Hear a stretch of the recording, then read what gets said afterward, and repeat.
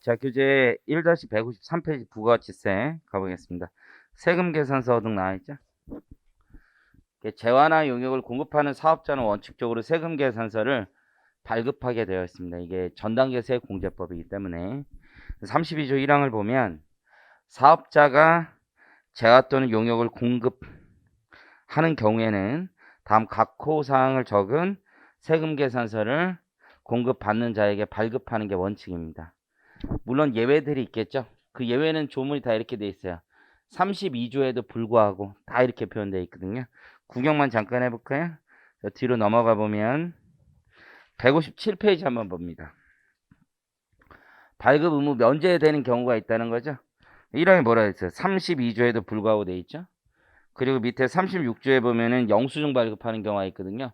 이것도 32조에도 불구하고 이렇게 돼 있어요. 이해하시겠죠?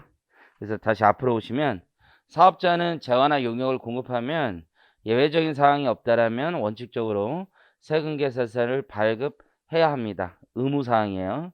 근데 이제 세금 계산서는 필요적 기재 사항이 있는 거예요. 네 가지를 적은 것을 우리 필요적 기재 사항이라고 불러요. 자, 이게 의미가 있는 건 세금 계산서의 네 가지 중에 하나가 잘못되어 있으면 혹은 누락되어 있으면 우리는 그걸 뭐라고 부르냐면 사실과 다른 세금 계산서 이렇게 불러요. 사실과 다른 세금 계산서는 이 세금 계산서를 수취한 사람에게 매입세액을 공제하지 않습니다. 그래서 필요적 기재사항 네 가지 중에 하나라도 잘못 기재되어 있거나 누락되어 있으면 그걸 우리가 사실과 다른 세금 계산서라고 부른다. 그럼 필요적 기재사항은 네 가지가 있는데, 자, 첫 번째가 공급하는 자 측면이에요. 공급하는 자는 성명과 명칭까지 기재하게 되어 있어요. 두 번째 공급받는 자가 있는데 등록 번호만 기재하면 됩니다. 그래서 공급하는 자는 등록 번호와 성명 명칭, 공급받는 자는 등록 번호를 기재하고요. 이제 공급가액과 세액을 또 기재해야 되고, 마지막으로 여러분 공급 시기가 아닙니다. 작성 연월일을 기재하게 되어 있어요. 작성 연월일을 기재하는 것은 월 합계 세금 계산서가 있기 때문이에요.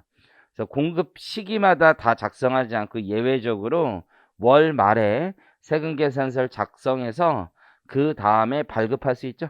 다음 달 10일까지. 그래서 발급식이라는 건 상대방에게 던져주는 걸 얘기해요. 우리가 교부 또는 발급이라고 부르는 거고, 작성 연월일은 공급 시기와 관련된 문장이라고 보시면 돼요.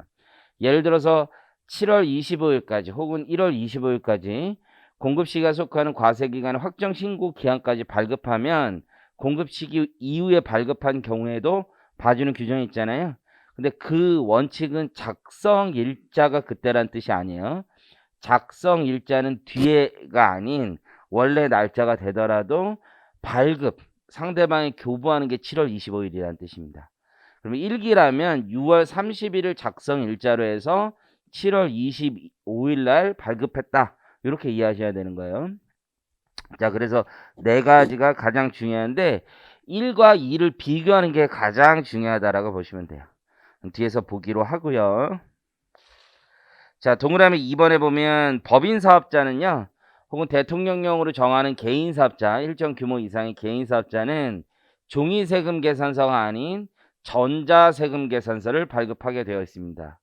만약에 이러한 전자세금 계산서 의무 발급자가 종이세금 계산서를 발급하면 그건 미발급이에요. 미발급. 의무를 이행하지 않은 것으로 봅니다.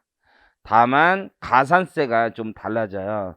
종이로라도 발급한 사실이 확인되면 1%의 미발급 가산세가 부여됩니다. 자, 사망은 한번 보시면 되고, 사망은 이제 전송하라는 얘기고요. 뭐 세법학 주제는 크게 아니고, 6항도 뭐 위탁 판매의 경우에는 세금 계산서 발급 의무자가 자, 위탁자의 명의로 발급한다는 거예요. 물론 수탁자가 발급하긴 하지만, 자, 7항이 이제 의미가 있는데 수정세금 계산서 관련된 거예요. 그래서 세금 계산서 또는 전자세금 계산서의 기재사항을 착 5로 잘못 적거나 세금 계산서나 전자세금 계산서를 발급한 후에 어떤 일정한 사유, 후발적 사유라고 보통 얘기하는데요. 그 후발적 사유가 발생하면은 수정 세금 계산서를 발급할 수 있다는 조문입니다. 자, 넘겨보시면요.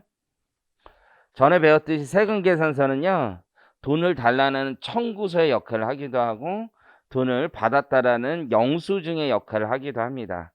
그래서 그 청구서나 영수증의 기능을 우리가 인정해서 공급 시기 조정 문제가 있었던 거죠.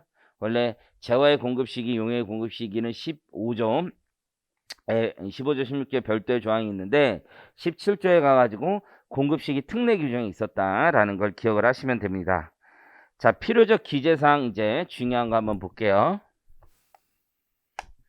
상황을 볼게요. 갑이 있고 을이 있어요. 자, 갑이 공급 받는 자고요. 을이 공급하는 자예요. 공급하는 자. 그러면 이제 중요한 건 갑의 매입세액이죠. 매입세.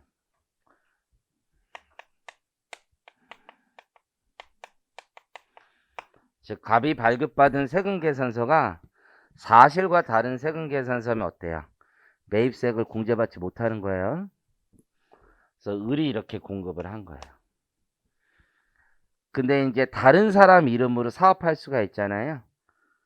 차명으로 사업할 수 있잖아요. 그래서 타인명이 타인명.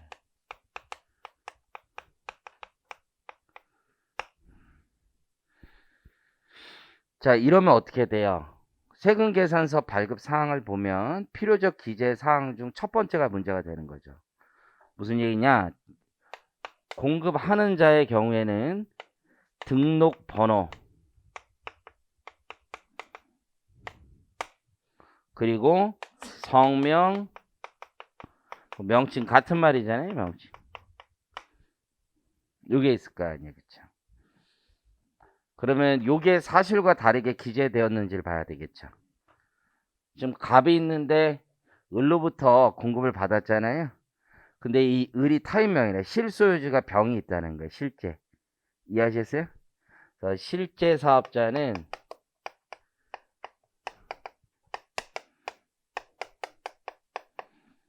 병이 있다는 얘기죠. 그러면 등록번호는 맞아요, 틀려요? 등록번호는 맞는 거야. 여기 을 것도 아니야, 병 것도 아니야. 이 사업장의 번호야. 이해하셨어요?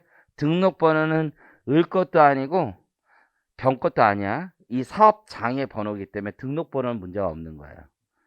그런데 성명이나 명칭이 다른 거죠. 실제는 누구 건데? 병 건데 누구 명의로 발급된 거예요? 을 명의로 발급된 거죠. 이렇게 하면 되게 어려워 보이는 거야, 사실은. 현실에서는 어떻게 했어? 내가 물건을 사요. 근데 나는 이제 병을 알고 있는 거지. 예, 가져와. 되겠어요. 그랬더니만 을이 물건을 줬어요. 그리고 얘기해요. 가봐에게 형님. 근데 세금 계산서 을로 발급하면 안 될까요? 형 어차피 영수증 다 받는 거니까.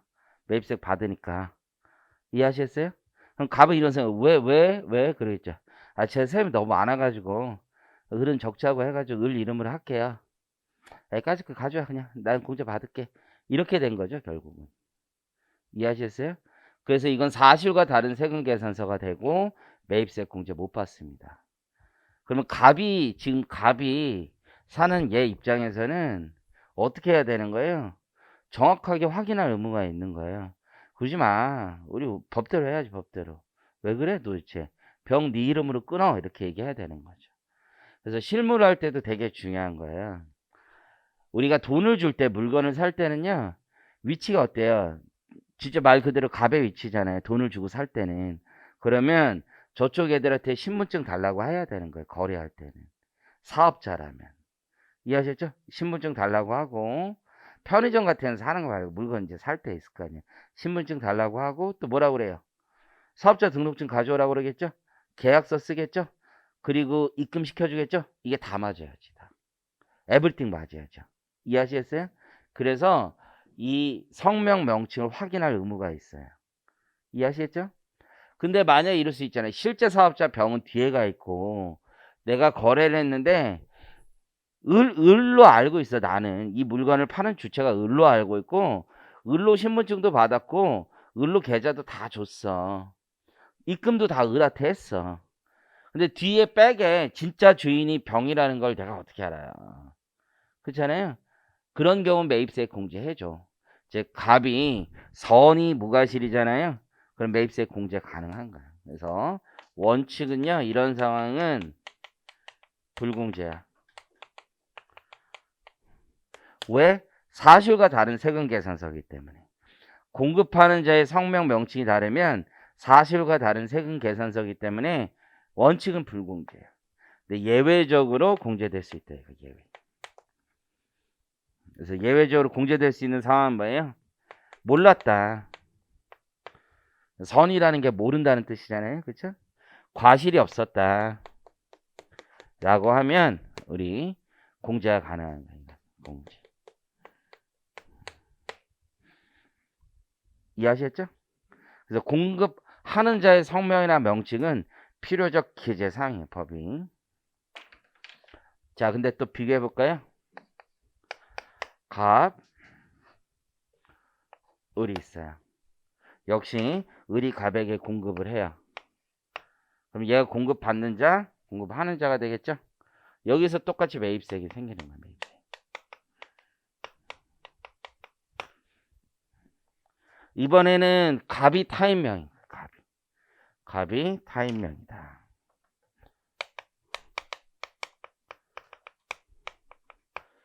실소유주가 병이야.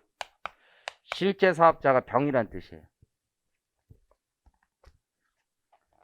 지금 요 설명하는 건 최근 대법원 판례야. 최근에 대법원 판례. 아주 중요한 거예요.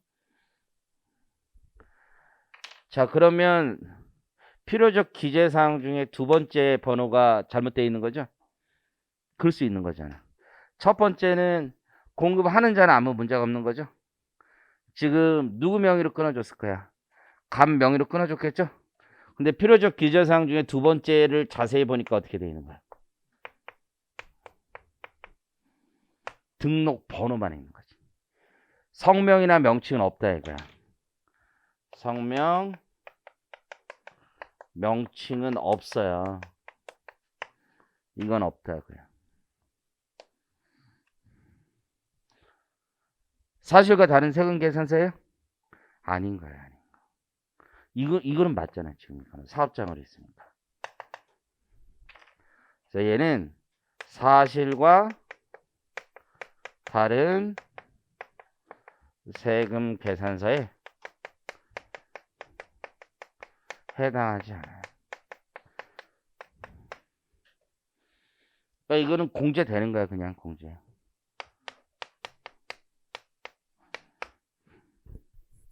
그 수밖에 없어요. 현실을 생각해봐요. 얘가 물건을 파는 거죠? 그리고 사장님 어딨냐니까 여기 있대요. 얘가 돈도 주죠? 근데 거기다 대고 너 신분증 내놔? 그럼 이쪽에서 뭐라고 했어요? 내가 왜? 그러겠죠. 내가 왜 줘야 돼? 그랬더니 뭐래요? 우리가 사실과 다른 세금 계산지 확인해봐야 된다. 이런 얘기 못하는 거야 여기서는 현실적으로. 등록번호만 맞으면 돼요. 이해하시겠죠? 요것만 맞으면. 사업장별로. 그래서 우리 필요적 기재사항이 애시당초 그걸 전제로 써져 있다는 거야. 공급하는 자의 경우에는 성명과 명칭까지 요구하고 있지만 공급받는 자는 등록번호만 요구하고 있습니다. 자, 두 번째 있는 내용을 가볼게요. 그래서 필요적 기재사항에서 밑줄 하나만 쳐요. 세금계산서의 적법 여부를 따질 때 효력 요건이라는 거예요. 그래서 효력 요건. 즉 없으면 어떻게 되는 거예요? 의에 있어요. 의에 첫 번째 줄에 효력 요건. 효력 요건이라는 건 해당 기재사항이 없으면 인정할 수 없다는 얘기예요. 그럼 상법 배운 사람 있어요? 이 중에 상법? 배웠어요? 정관 배우면 정관의 필요적 기재사항, 임의적 기재사항 이런 거 배우죠? 필요적 기재사항이 뭐야? 정관에 쓰지 않으면 효력이 없는 거지. 정관으로서 똑같은 거야. 똑같은 거. 그러니까 효력 요건이라는 게 어떤 기재사항의 효력 요건이라는 거야. 자, 용역을 공급받는 자 있죠? 뭐 대단한 건 아니고 지난번에 한번 설명했던 거니까 얘기할게. 본점이 있고 지점이 있어. 지점에 물류 창고가 있는 거야. 근데 세금 계산서는 어디로 받은 거야? 본점으로 받았죠? 그때 대법원이 인정해줬지. 지금은 아예 법이 개정돼 있어서 총괄 납부사업자의 경우에는 따지지 않고 해주겠다는 특칙 조항도 만들었고, 그때 대법원이 내세운 법리는 뭐냐면 용역을 공급받는 자는 물리적으로 판단하는 게 아니라 계약상, 법률상 원인행위 이걸 가지고 판단하겠다라고 했던 거예요. 그게 두 번째 있는 내용이고요. 동그라미 1번 오른쪽 끝에 가보겠습니다. 두 번째 줄. 용역을 공급받는 자라 함은 계약상 또는 법률상 원인에 의하여 영무 등을 제공받는 자를 의미한다. 사실 시설물 권리 등은 예외가 있기 힘들죠. 사용되는 장소니까. 하지만 영무라는 건 계약의 주체 내가 누구 시킬 수도 있잖아요. 그래서 본점 등이 될 수도 있다라는 걸 보시면 돼요. 전자세금 계산서 그냥 한번 보시면 돼요. 근데 유예 때는 자세히 설명하는데 별거 아니고 지금은 구라치기가 힘들어요. 옛날에 종이로 얘기했을 때는 작성 일자라는 게 물리적으로 한참 뒤에라도 지금이라도 만들면 되는 거잖아. 부가세 신고하는 날 만들었다고 옛날에는. 그런 사람이 많았어요. 진짜로. 신고하는 날 만든 사람이 굉장히 많았어. 그러다 보니까 이게 탈세가 엄청 심한 거죠. 그래서 흔적을 남기고 있어라. 발급 일의 다음 날까지 전송을 해야 되잖아. 그럼 전송이 안 됐으면 발급이 되었다고 얘기할 수가 없잖아요. 부가세 신고할 때 막 할 수가 없잖아. 그래서 만든 제도고요. 지금 가장 무서운 제도 중에 하나라고 보시면 돼요.